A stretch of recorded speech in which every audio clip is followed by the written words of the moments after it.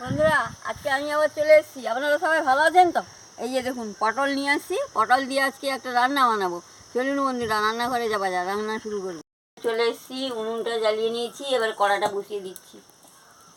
গরম হয়ে গেছে, আমি তেলটা দিয়ে দিচ্ছি।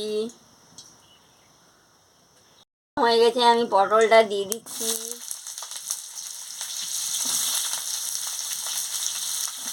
পরিমাণ মতো নুনটা দিয়ে দিচ্ছি। ভালো করে ভেজে নিচ্ছি।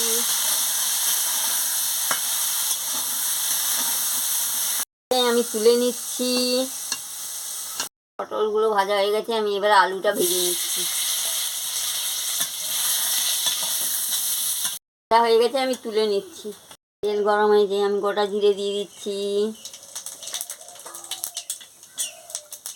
আদা বাটা, লঙ্কা বাটা, হলুদ বাটা দিয়ে দিচ্ছি।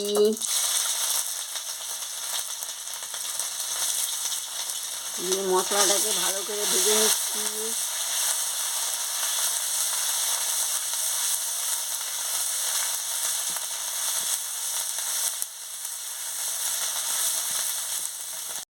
আলু আর পটল ভাজাগুলো দিয়ে দিচ্ছি মশলার সঙ্গে, দিয়ে ভালো করে কষিয়ে নিচ্ছি। সোয়াবিনটা সিদ্ধ করে ভেজে রেখেছিলাম, দিয়ে দিচ্ছি। দিয়ে মশলার সঙ্গে ভালো করে কষিয়ে নিচ্ছি।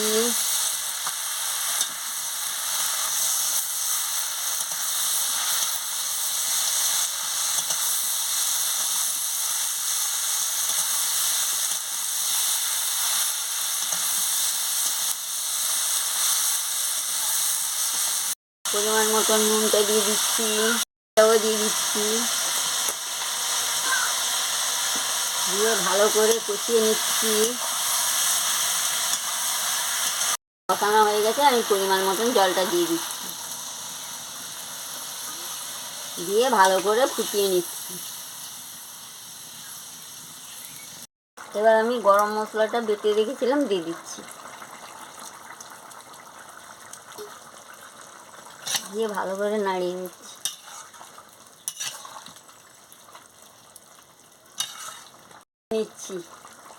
সোয়াবিন দিয়ে, পটল দিয়ে, আলু দিয়ে রান্না করে খাবেন, মাখামাখি তরকারি করে, ভালো লাগবে।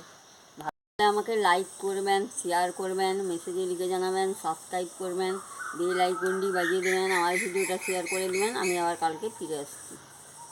তরকারির রঙটাও দারুণ হয়েছে, গন্ধটাও দারুণ বেরিয়েছে। রুটির সঙ্গেও খেতে পারেন।